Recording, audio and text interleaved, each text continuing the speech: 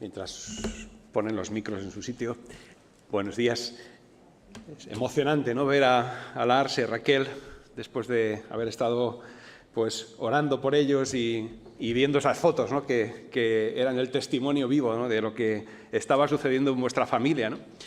Y estaba pensando, ¿no?, cómo el Dios de los imposibles, como hemos dicho, hace posible cosas como las que hemos escuchado, y cómo el Dios de los imposibles también hemos oído que transforma nuestras vidas, que produce ese milagro que supone el que alguien esté muerto espiritualmente, esté totalmente apartado de la presencia del Señor, de la influencia de Dios en su vida, de la comunión con Dios, del contacto con Dios para el cual fue creado, y de repente, pues por su misericordia, por su Santo Espíritu, lleguemos a la vida, lleguemos de vuelta a la vida.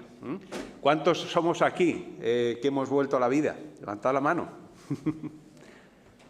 Pues es porque el Señor hace esos milagros tan tremendos, más allá de levantar, como hemos cantado también, ¿no?, de que los huesos se reconstruyan y que vuelvan a ser parte de un ser humano, de un ser vivo, que eso lo vamos a ver en la resurrección de los muertos. Más allá de eso, nosotros somos pruebas vivas del poder de Dios.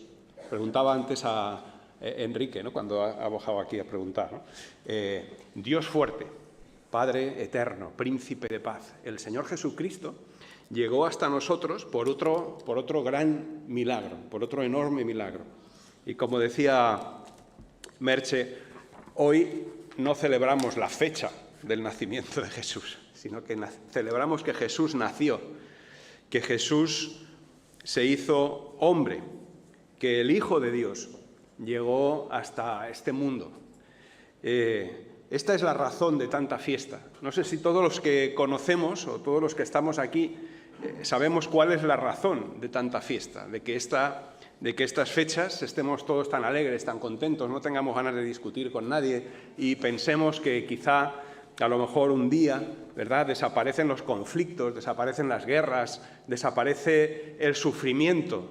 La Navidad, en un sentido, nos traslada a ese mundo ideal en el que el dolor, el llanto, las lágrimas, los conflictos desaparezcan. Y nos traslada porque justamente hubo un nacimiento especial, ¿no?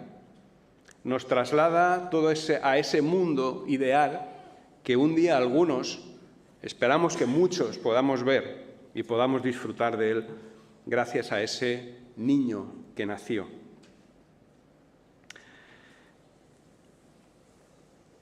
No es una fiesta de la natalidad, como algunos creen que es esto de la Navidad, ¿verdad? No es la fiesta de la natalidad.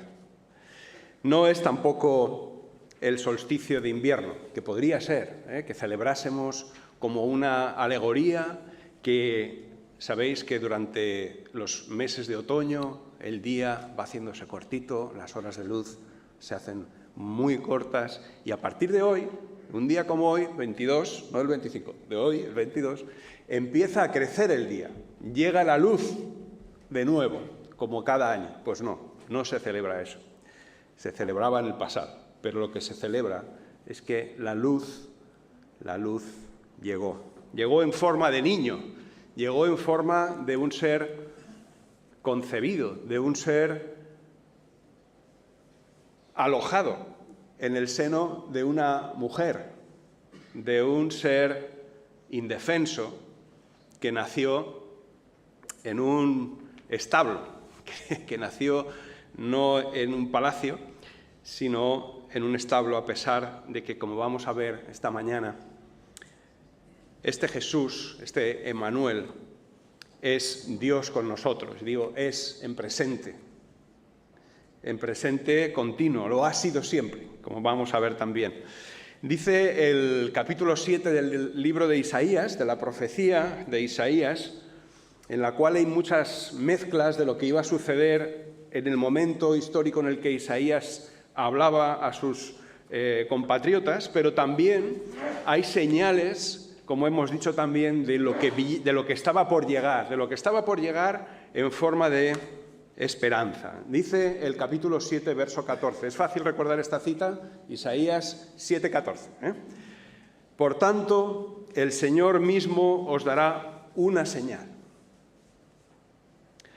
He aquí, una virgen concebirá y dará a luz un hijo, y le pondrá por nombre Emmanuel. Es decir, bueno, se llama Jesús, ¿no? ¿Qué ha pasado aquí? En Oriente los nombres lo que describen son la esencia de las personas, el propósito con el que son engendrados, el oficio que van a tener, la misión que van a tener en el mundo, y no son solo nombres puestos de capricho. Así que tenemos que tener esto en cuenta, ¿no? El nombre habla de la misión, de la identidad y mucho más allá de lo que es puramente lo estético o lo que nos guste como suena. Fijaos, finalmente el ángel dio instrucciones a María para que, cuando le anunció su embarazo, para que le llamara al hijo Jesús, o Yeshua, si queréis, en lengua vernácula, ¿no? Que significa Salvador. Así que los nombres de Jesús darían para estar aquí hablando mucho tiempo. No es hoy el día de hablar de los nombres de Jesús, aunque lo podemos hacer porque sería estupendo y disfrutaríamos mucho de cada aspecto de la vida y de la misión de Jesús a través de los nombres que aparecen en la Biblia para poder darle, ¿no? Todos recordamos, por ejemplo, justo un poquito después de Isaías 7, en Isaías 9, lo que nos ha leído hoy Enrique, ¿no? Se llamará su nombre admirable. Y hemos oído lo que significa: consejero, Dios fuerte, Padre eterno, príncipe de paz. ¿Por qué no le pusieron ese nombre, Jesús? ¿Sabéis? ¿Os lo habéis preguntado alguna vez? ¿Por qué no le pusieron Manuel? ¿O por qué no le pusieron Príncipe de Paz? ¿O por qué no le pusieron Padre Eterno? En Lucas también leemos, ¿no?, que un ángel le dijo a María, en el capítulo 1, versos 30-35, no temas porque has hallado gracia delante de Dios y ahora concebirás en tu vientre y darás a luz un hijo y llamarás su nombre Jesús.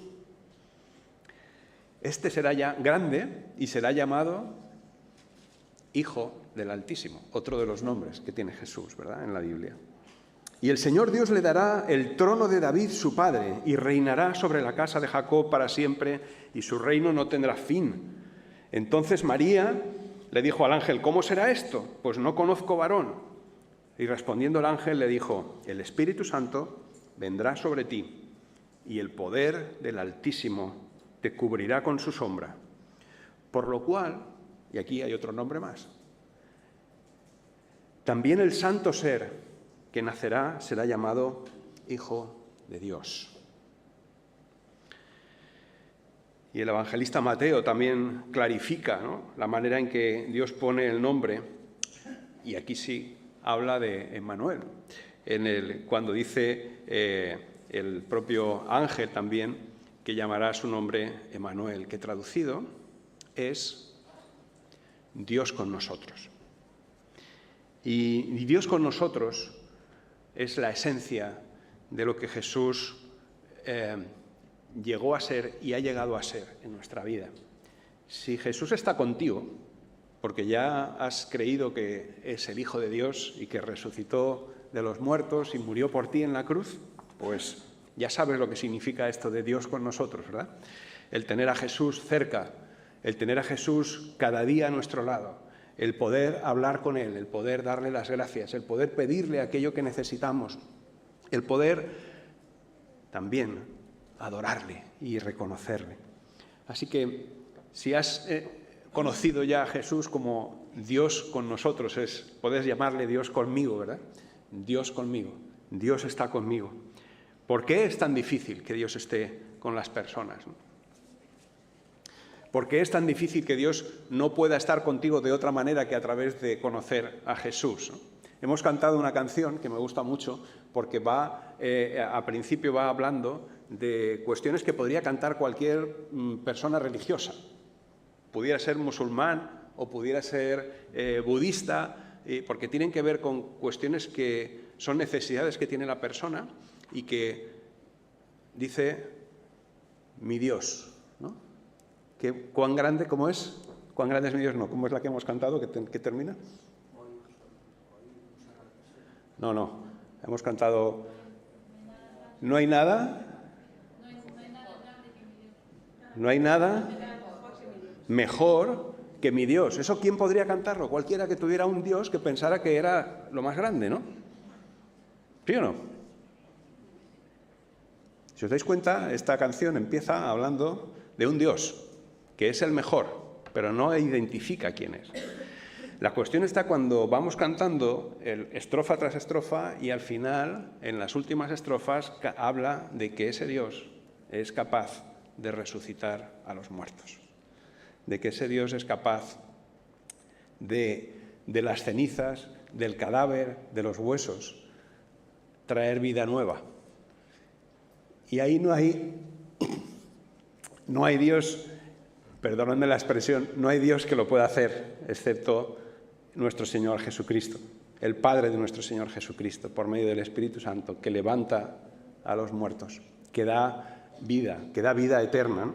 Así que ese Dios con nosotros, ese Emmanuel, tenía un oficio, tuvo un oficio que tenía mucho que ver con lo que provoca en las personas, ¿no? Hemos visto también, con lo que nos ha leído Marco, que hubo una escena en la que personas normales y corrientes, en este caso pastores, en nuestros días podrían ser, no sé, guardias jurados o personas que están trabajando en el campo, cualquiera, recibe una comunicación, recibe un mensaje muy poderoso. Y es que ese día había nacido alguien, había nacido el Salvador. Fijaros, Lucas 2:11. Hoy ha nacido en la ciudad de David un Salvador, que es Cristo el Señor. Y fijaos, ¿cómo lo saben? ¿Cómo van a llegar a conocer a ese Salvador, ¿no? Esto os servirá de señal. Acordaos de la señal que hemos leído en Isaías 7. Esto os servirá de señal. Los ángeles están para darnos pistas, ¿verdad? Y aparecen muy pocas veces en la Biblia los ángeles. Pero cuando aparecen hay que atender bien lo que dicen, porque traen un mensaje directo. Ya no es un profeta, es un ángel. Es alguien, el cielo se abre y hay una dimensión que nosotros desconocemos que de repente se nos hace real, se nos hace presente. Y eso les pasó a aquellos pastores que de repente vieron algo maravilloso, como decía Marco. Le hubiera gustado estar ahí, a mí también. Nos hubiera gustado estar ahí. Pero fijaos, esto os servirá de señal. No estamos hablando de un sueño, no estamos hablando de una ilusión, de una manera, de una forma de imaginarse la vida como sería. No sufrieron aquellos pastores una alucinación, ¿verdad? Esto os servirá de señal. Encontraréis a un niño envuelto en pañales y acostado en un pesebre. ¿Cuántos niños nacieron esa noche? No lo sabemos. Pero seguramente Jesús no fue el único. Los ángeles se fijan en un detalle concreto, en una persona concreta, en un lugar concreto. El nacimiento de Jesús, el final del anuncio, porque esto venía anunciándose desde la caída de Adán y Eva en el Génesis 3. El final del anuncio ha llegado. Por eso los ángeles estaban desbordados, porque hasta ese momento todo el cielo, todos los ejércitos de Dios estaban pendientes del día en que ocurriera aquello, del día en que Dios se hiciera hombre, el día en que Dios llegara a ser como tú y como yo. el día en que Dios empezase a sentir el dolor, la frustración, la tristeza, el hambre, el sueño, el cansancio. Ese día había llegado. Fue el día en que se hizo real Dios con nosotros. Dios en el barro, permitidme la expresión. Dios de carne y hueso. Por eso, de repente, apareció una multitud de ángeles del cielo que alababan a Dios y decían: «Gloria a Dios en las alturas y en la tierra paz a los que gozan de su buena voluntad», porque es que había llegado el momento culminante de la historia. Dios, el creador, el ofendido, el abandonado por el hombre, por su mayor creación, por su mayor obra, que había estado deseando poder reconciliarle con él, había llegado en forma de hijo a este mundo, en forma de uno de nosotros. No era un extraterrestre, era un terrestre.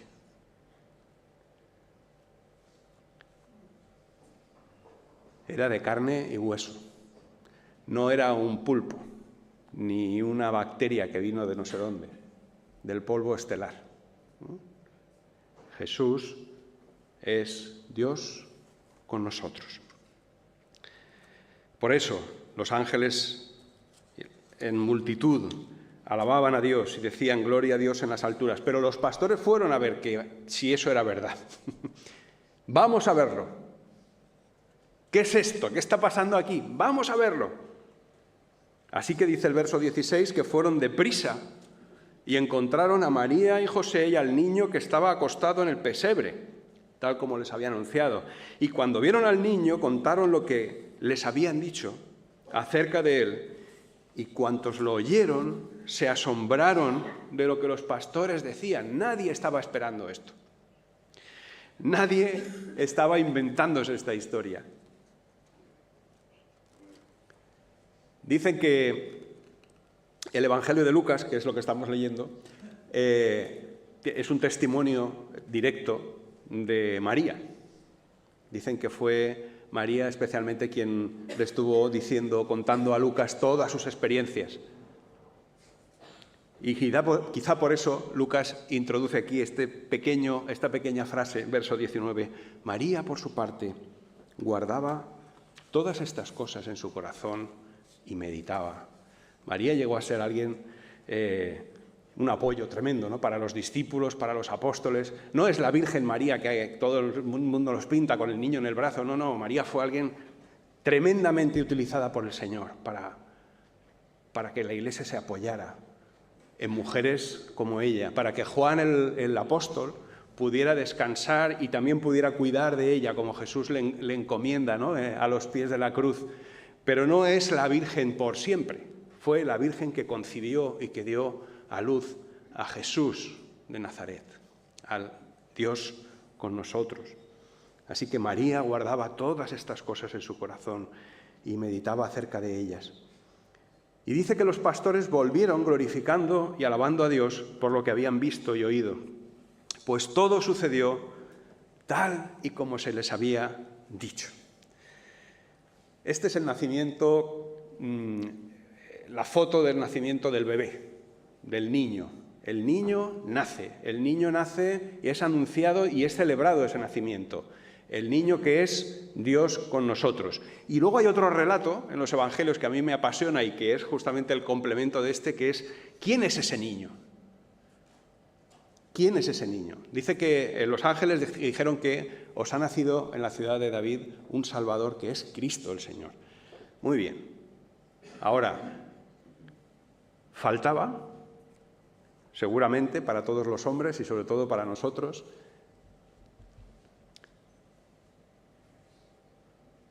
el identificar bien quién era ese niño. Un Salvador, un niño, un Cristo. Ya había habido varios en la historia.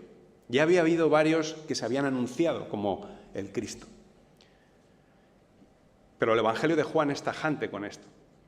El Evangelio de Juan viene a completar el relato del bebé que nace y que se le pone el título de Salvador y Cristo. El Evangelio de Juan arranca en el capítulo 1 presentando a este. Dice, en el principio ya existía el Verbo. Y el Verbo, la palabra, estaba con Dios.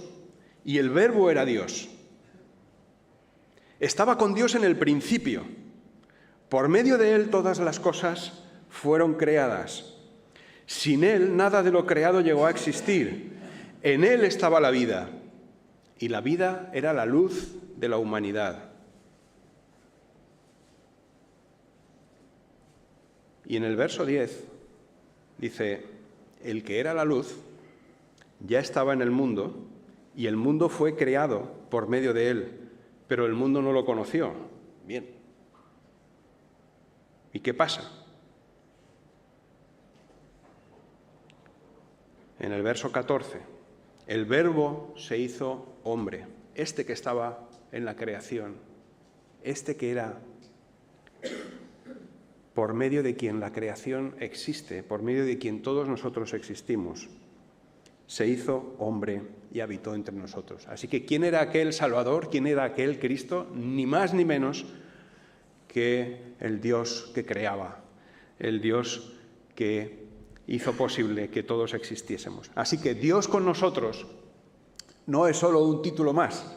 Dios con nosotros es una realidad, es la realidad de que Dios se hizo un ser humano y que llegó a sufrir y a morir por cada uno de nosotros. Eso lo vemos más adelante, pero de momento los evangelios nos están presentando un bebé de quien se dice, los ángeles anuncian que es el Salvador y que el apóstol Juan llega a decirnos que fue ese Verbo que creaba el que se hizo hombre, que habitó entre nosotros. Y fue más allá, porque el propio apóstol Juan había sido testigo de toda la vida de Jesús.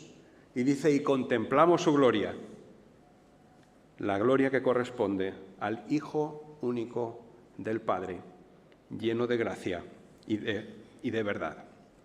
Así que el niño Jesús dejó de ser niño. El niño Jesús fue niño porque todos los seres humanos nacemos siendo niños, pero dejó de ser niño y fue hombre. Y lo que nosotros celebramos cuando celebramos el nacimiento de Jesús es que Dios con nosotros llegó también a otro estadio de su vida. No se quedó en un niñito, ¿verdad? No se quedó en un niñito, fue mucho más allá de eso. Dios con nosotros no vino solo a demostrarnos debilidad y dependencia como la de un bebé. Dios con nosotros vino a demostrarnos mucho más que eso. Así que, igual que María siguió siendo pues, una mujer, una madre, y igual que José asumió su paternidad y posiblemente José parece que desapareció, falleció antes de que Jesús iniciara su ministerio, antes de que Jesús dejase el negocio familiar, probablemente a cargo de sus hermanos. La vida pareció que iba transcurriendo, pero pasó algo, ¿no? Dios con nosotros se manifestó de una manera muy poderosa. Aquel niño se hizo un hombre y llegó a hacer una obra, llegó a hacer algo por todos nosotros que es lo que realmente nos da el motivo para celebrarlo, ¿no? Y es que Dios con nosotros no ha dejado nunca de ser Dios con nosotros. Lo fue cuando nos creó, lo fue en Génesis 1 y 2, lo fue en Génesis 3 tras la caída y lo fue después cuando empezó a habitar entre nosotros y empezó su obra de salvación, ¿eh? Así que 3 etapas en la vida de ese Dios con nosotros. La primera, Él estaba con el ser humano en su creación. Dios estaba con nosotros en la creación. Dios, dice el relato, que sopló aliento de vida en el ser humano, ¿verdad? Su espíritu, la imagen que tenemos de Dios no es lo que vemos, ¿verdad? No es el cuerpo físico. La imagen que tenemos de Dios es nuestra manera de ser, nuestra manera de percibir a nosotros mismos y especialmente a Él, ¿no? Así que Dios estaba con nosotros en la creación, Dios estaba en una relación constante con Adán y con Eva, como un padre está con sus hijos, ¿verdad? Cuando Dios les da la creación a los seres humanos y les dice: descubrid todo lo que he creado, disfrutad de ello, no os cortéis, esto es para vosotros, lo he creado para vosotros. Y en esa relación es en la que escuchábamos también el otro día que el hombre llegó a pensar que todo aquello era suyo y que podía desconectarse, ¿no?, del Creador. Y en la etapa 2 encontramos la caída, que viene muy rapidita en la Biblia, solamente hay 2 capítulos sin caída, ¿verdad? Luego el tercer capítulo del Génesis ya está la caída, y esa es la segunda etapa de la vida de este Dios con nosotros. En esa caída siempre Dios estuvo a tu lado, Dios estuvo a mi lado, a nuestro lado. A pesar de que Adán y Eva le abandonaron y prácticamente le rechazaron de plano, cuando el día, dice en Génesis 3, comenzó a refrescar, el hombre y la mujer oyeron que Dios estaba recorriendo el jardín y entonces fueron ellos los que se marcharon, ¿verdad? Dice Génesis 3, 8, el Señor andaba recorriendo el jardín y entonces corrieron a esconderse entre los árboles para que Dios no los viera. ¿Has tenido alguna vez esta sensación de no querer que Dios te vea, de esconderte de Dios? Hay muchos que los hemos quejado muchas veces pensando que Dios nos ha abandonado, ¿no?, porque nos ha pasado A, B o C. Y el mensaje de Dios con nosotros, el mensaje de la Navidad, es que Dios jamás nos abandonó. El mensaje de Dios con nosotros nos dice que desde incluso el momento en el que Adán y Eva habían pecado y se escondieron, fijaros cómo continúa el relato, pero Dios, el Señor, llamó al hombre. El verso 9. Dios, el Señor, llamó al hombre y le dijo: ¿dónde estás? El hombre contestó: escuché que andabas por el jardín y tuve miedo porque estoy desnudo, por eso me escondí. Y ya sabéis por el relato que el hombre no se había escondido porque sentía vergüenza de su cuerpo, sino que se había escondido porque estaba desnudo en el sentido de que sabía que Dios conocía lo que había pasado, ¿no? Así que Dios se mantuvo siempre presente y desde entonces buscó la restauración por medio de Abraham, por medio del pueblo, Israel. Buscó la restauración, perseguía al pueblo de Israel, el Señor, para ver si podían volver a Él. Y la historia de la salvación no empieza con Jesús, empieza en Génesis 3, cuando Dios busca la reconciliación con el hombre. Ese es Dios con nosotros también. Y todo el Antiguo Testamento está lleno de mensajes de parte de Dios: reconciliaos conmigo. De mensajes de parte de Dios diciendo: aquí está vuestro Salvador, os llevo a una tierra prometida, os doy todo lo que necesitáis, solamente tenéis que honrarme. ¿Os acordáis? ¿O no? Hay un relato entero, pero todo el Antiguo Testamento es la historia de la salvación propuesta por Dios, que el hombre no acepta. Y es justamente como culmina el plan de salvación en la etapa tercera, la etapa en la que estamos todavía, y que se inauguró con el nacimiento de Dios con nosotros. Es esa etapa en la que estaba muy anunciada, con mucho detalle, pero incluso los más estudiosos, los que más sabían de las Escrituras, no conocieron, no se dieron cuenta o no quisieron darse cuenta de que había nacido el Salvador, ¿no? Así que esa segunda etapa que duró tanto tiempo duró justo hasta el día en que nació Jesús. Y esa fue la llegada, lo que nosotros estamos celebrando, ¿no? La llegada de Jesús, la llegada del Dios con nosotros. Pero ahí hay 3 o 4 etapas, vamos a decir así. Jesús llega, Jesús nace, llega hasta la cruz, resucita, instaura el reino y en estos días seguimos en ese reino anunciando que todavía le falta el final, ¿no? Le falta la guinda al pastel. Le falta el momento en que Jesús vuelva a rescatar, a reinar de manera física en este mundo. Y lo que no se puede comparar es el gran restaurador, el Hijo de Dios, Jesucristo hombre, no se puede comparar con nada.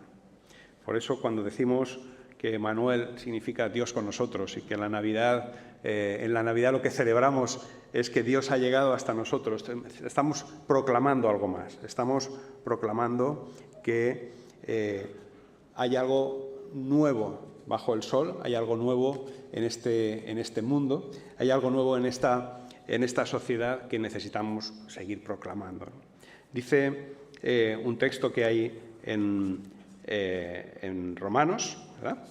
En la carta a los Romanos, que Jesús es el segundo Adán, ¿no? Jesús es el postrer Adán. Y leemos algo así como esto que os voy a leer ahora mismo en el capítulo 5. El pecado de Adán no puede compararse con la gracia de Dios. Pues si por el pecado de un solo hombre murieron todos, ¿cuánto más el don que vino por la gracia de un solo hombre, Jesucristo, abundó para todos? Y dice, tampoco se puede comparar el regalo de Dios con las consecuencias del pecado de Adán. Pues si por el pecado de un solo hombre reinó la muerte, con mayor razón los que reciben en abundancia la gracia y el don de la justicia reinarán en vida por medio de uno solo, Jesucristo.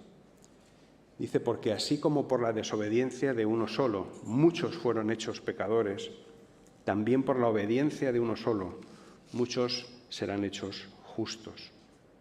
Y el verso 21, así como reinó el pecado en la muerte, reine también la gracia que nos trae justificación y vida eterna por medio de Cristo Jesús.